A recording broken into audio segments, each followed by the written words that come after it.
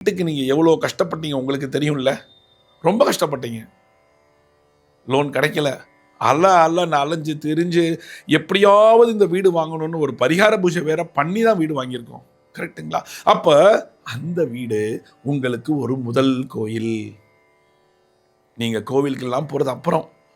உங்களுடைய இந்த வீடானது முதல் கோவில்.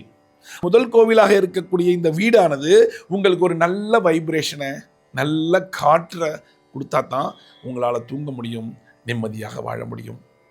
அப்போ அங்கே ஒரு பேர்ட் காற்று வந்துருச்சுன்னா உங்களால் வாழ முடியுமா? முடியாதுல்ல. இதுக்கு அடுத்ததில் நான் சொல்கிறேன் பரிகாரம் ஒன்று ஒன்றா கண்டினியூவாக பாருங்கள். அப்போ இந்த வீடு நல்லா இருக்கணும் அப்படின்னு ஒரே ஒரு காரணம் என்ன தெரியுமா? நீங்கள் உங்களுடைய வார்த்தைகளை நல்ல வார்த்தைகளாக யூஸ் பண்ணுங்க. எந்த விதமான கெட்ட வார்த்தைகளுமே வரக்கூடாதுங்க. உங்களுக்குள்ள சண்டை வந்தால் கூட ஒருத்தர் அடங்கி போயிடுங்க. இப்போ தப்பு கிடையாதுல்ல.